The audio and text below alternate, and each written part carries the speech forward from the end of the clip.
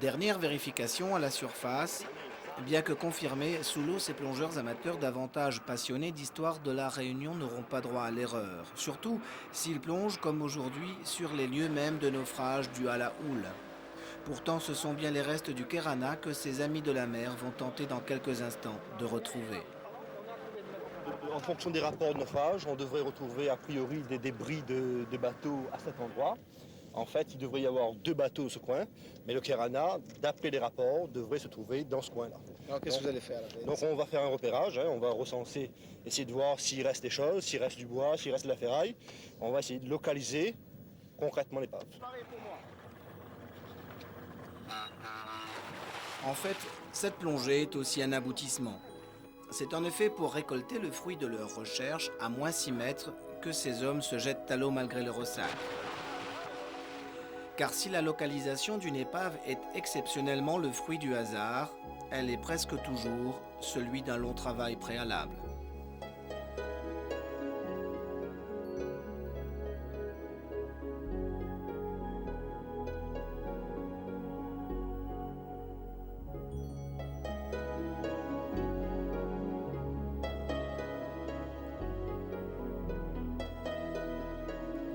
Pour les membres de la confrérie des gens de la mer, bien avant d'aller sous l'eau, c'est au sec, aux archives, que l'aventure commence. Didier fréquente les lieux depuis maintenant plusieurs années. C'est ici qu'il a commencé à collecter les informations au gré des documents disponibles. Une étape de recherche essentielle qu'il réalise souvent seul, mais aussi avec d'autres passionnés de vestiges sous-marins, Eric, Stéphane ou encore Isabelle, seule femme de ce petit groupe. Il y a recensé ici dans certains dossiers des naufrages particuliers comme le Kerana, qui lui est bien étoffé puisqu'il y a eu mort d'homme et puis perte de matériel importante. Donc c'était pendant un cyclone. Et là il y a des rapports de gendarmerie, des témoignages de marins rescapés. Donc on a du matériel à étudier. Mais autrement il faut éplucher les journaux et trouver au fur et à mesure, avec un grand coup de chance, les différents types de naufrages de navires. Tout ce qui est journal, c'est dactylographié. Vous avez aussi des documents manuscrits. Ah oui, alors là, c'est un petit peu l'aventure, parce qu'il faut arriver à comprendre ce qui est marqué. Et les déliés de l'écriture d'il y a quelques siècles n'étaient pas très évidentes à comprendre. Bon, on a quelques outils avec une loupe et des petites choses comme ça, et puis à force d'en lire, on commence à comprendre un petit peu l'écriture. C'est une question d'habitude. Alors après, une fois que vous avez les éléments, il faut les situer. Oui, c'est le gros problème, c'est arriver à situer précisément le lieu du naufrage. Et lorsqu'il est situé, là, on peut partir en plongée. Je fais partie de la confrérie et d'une part parce que ça me plaît beaucoup le sujet, le thème de travail, c'est sur les naufrages et sur la mer. Et comme j'adore la mer, c'est quelque part une passion. Ça, c'est une prise de temps sur nos vacances personnelles surtout, puisque bon, chacun a sa profession, donc on vient ici les uns après les autres, hein, on se passe les informations et on tient des registres précis en mettant la date, le lieu de naufrage, le type de navire, et lorsque on a un dossier bien complet, on passe à un autre navire et on essaye de trouver ce navire complet sous l'eau. Il y a des gens qui spécialisent, moi je préfère aller aux archives et un petit peu en plongée, d'autres préfèrent les rapports à l'administration, les demandes, monter les dossiers. Bon, chacun a sa spécialité dans l'association. C'est un travail très intéressant dans la mesure où peut-être pendant longtemps on a un peu négligé l'aspect maritime de l'histoire de la Réunion, en insistant beaucoup donc sur l'histoire de la canne à sucre par exemple. Mais il va sans dire que tous les gens qui sont venus à différentes périodes habiter la Réunion eh bien, sont venus par mer. Il va sans dire que le sucre par exemple eh bien, a été exporté par bateau. Il va sans dire que les richesses qui étaient introduites à la Réunion étaient introduites par bateau également. Il va sans dire que la population, les esclaves qui sont venus à la Réunion depuis presque les débuts du peuplement de l'île sont venus naturellement par bateau. Et qui dit bateau dit naturellement également tempête, cyclone, naufrage et donc des épaves qui sont des éléments très importants de l'histoire de la Réunion. Située sur la route de la Compagnie des Indes, la Réunion a connu incontestablement une vie maritime intense. Pour éviter les naufrages, un phare, le premier de l'île, a été édifié en 1845, ici à Sainte-Suzanne, à proximité du lieu où les premiers habitants avaient débarqué 2 siècles auparavant. De longues années durant, les Lumières ont ainsi signalé aux navires les récifs de la Marianne et du Cousin, seuls écueils à éviter aux abords de cette côte nord-est. D'autres phares ont été construits autour de l'île, mais seul celui-ci a gardé sa superbe architecturale. L'intérieur a quelque peu changé, le dernier gardien a pris sa retraite en 1984, et c'est désormais de manière automatique que le phare, depuis la pointe de Bel-Air, témoigne de la richesse du passé maritime réunionnais.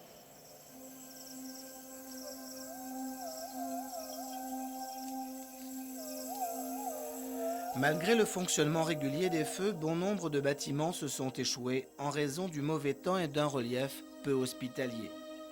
Avant la construction de ports modernes, en effet, aucun abri naturel n'offrait aux navires ni asile sûr, ni même possibilité d'accostage. La construction d'appontements sur le rivage autour de l'île s'avérait donc d'une impérieuse nécessité. Aujourd'hui, les quelques squelettes de ces débarcadères s'offrent au soleil et à la rouille. On en trouve quelques-uns autour de l'île, à Saint-Paul, à la Possession, à Saint-Denis, dont les pieux ont été coupés il y a quelques années. Et à notre grand regret, ce reste du vestige de la Réunion n'est pas entretenu et part à l'abandon. Donc il serait bien de pouvoir revaloriser tout ce patrimoine maritime de l'île et pouvoir faire prendre conscience aux jeunes qui ne connaissent pas ce passé de la vie qui s'est tenue ici à la Réunion.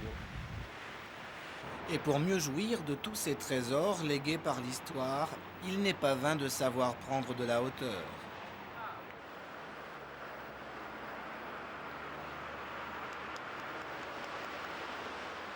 Cette plateforme est un cacatoire et ça permettait aux gens d'avoir une vue sur la baie de Saint-Paul pour surveiller les bateaux qui étaient dans la rade, pour éviter les pillages, pour voir ce qui s'est passé donc, dans cette baie de Saint-Paul. Il permet aujourd'hui de contempler Saint-Paul qui a longtemps accueilli les gouverneurs de l'île en raison de sa baie et de son meilleur ancrage. En quelques années, l'association a recensé plus d'une centaine de naufrages le long des côtes réunionnaises. Quelques épaves ont déjà été localisées comme celle du Kerana, derrière ces rochers, après le cap Laoussé. Alors, sous l'eau, dans des conditions quelquefois agitées, commence un autre travail, le recensement des pièces. C'est une épave qui est assez éclatée, hein. Ce bateau transporté, ce 3 mâts transporté, du bois, des madriers, de la ferraille, du charbon. L'important pour nous, c'est de localiser. C'est fait, on sait où aller. Maintenant, on va revenir, on va prendre notre temps et là, on va vraiment recenser tous les morceaux. Et après, on repart donc aux archives, on regarde donc le contenu de la cargaison, on compare donc les pièces qu'on a vues sous l'eau par rapport aux barres de fer, aux madriers, aux pièces métalliques, etc. Et là, on fait une petite synthèse là-dessus. Et le dossier est bouclé pour nous après. Ah ouais, c'est vrai. C'est la forme d'un canon, le cul d'un canon, il y avait un trou à l'intérieur. Dans le prolongement, c'est... On n'a pas réussi à déterminer ce que c'était.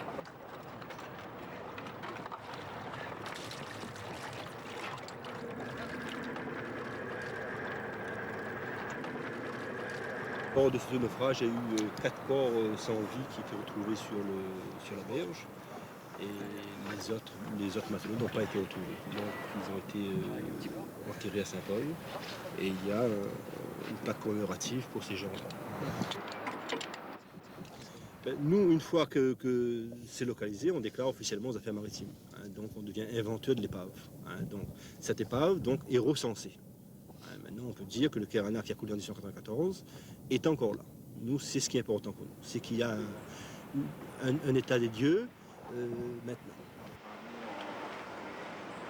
Vous avez une chronique détaillée des conditions du naufrage qui vous a aidé pour les opérations de... Tout à fait, la première démarche en fait. De découverte. La première démarche en fait.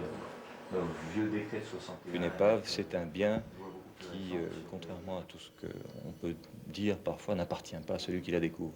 On l'appelle un inventeur d'ailleurs, c'est un mot amusant.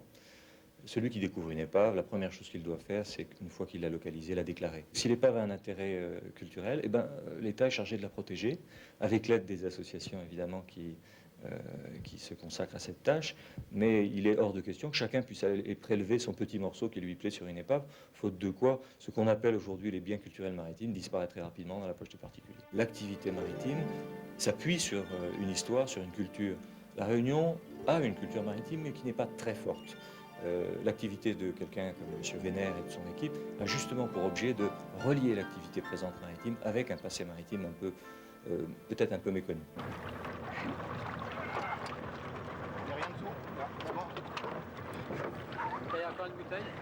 Il faut dissocier deux sortes d'épaves. Nous avons, disons, les épaves du début du siècle et puis les épaves modernes. Bon, les épaves modernes, on va en parler. Je pense que ce sont les épaves du début du siècle qui nous intéressent, ce qui représente un peu le patrimoine et la richesse de notre île. Et à l'heure actuelle, tout ça se trouve sous l'eau. Il serait bon qu'il y ait un organisme officiel et reconnu qui s'en charge et qui, comment dirais-je, qui irait vers, si vous voulez, un développement, un recensement officiel de tout ce qu'on a autour de l'île. L'organisme, c'est finalement la fédération elle-même. Depuis, elle s'est dotée d'une commission archéologie. Pendant ce temps, entouré de ses copains, Eric, par toute mer, ou presque, se laisse guider par sa passion. En fait, je pense que j'ai eu ça de mon père, qui était lui-même un grand aventurier. Il a séjourné pendant 7 années en Australie, il a fait le Congo belge. Et on a grandi, je dirais, dans cet esprit d'aventure. On a été bercé par les récits de Jules Verne, d'Henri de Montfred. Et je pense ça de lui. Moi, ça fait plus de 10 ans que je plonge. Mais disons que le déclic s'est fait aux archives. Parce qu'avant de plonger, on se berce de récits au niveau de l'écriture. Et après, on va voir ce qui se passe de plus près. Aujourd'hui encore, victimes des éléments déchaînés et de quelques boulets de canon, les épaves des vaisseaux engloutis abritent des pans entiers de l'histoire de l'île de Bourbon à La Réunion. C'est aussi pour en faire un sanctuaire archéologique sous-marin que s'est constituée en mai 1996 la Confrérie des gens de la mer. L'association Loi 1901, composée de bénévoles, ne manque pas de projets. On a déjà fait des recherches marines, des recherches aux archives, une exposition photo, du travail pour des mairies, pour une mairie particulièrement. Donc c'est quand même un bilan assez concluant. Et puis on a quand même 5 épaves en prévision à retrouver physiquement sous l'eau, localisées, photographiées, recensées. Éventuellement l'ouverture d'un chantier archéologique si on a un petit peu de chance sur une commune de l'Est. Et puis un projet qui nous tient à cœur aussi, c'est l'ouverture d'une salle contenant le patrimoine archéologique sous-marin. Mais le problème, c'est qu'on est tout jeune, qu'on se met en place, qu'on a peu de moyens et qu'il nous faut du temps. C'est un travail de longue haleine. Il y a toujours du rêve à aller voir. Et le plus beau trésor qu'Éric ait jamais trouvé et qu'il saura toujours partager, c'est l'âme d'un bateau.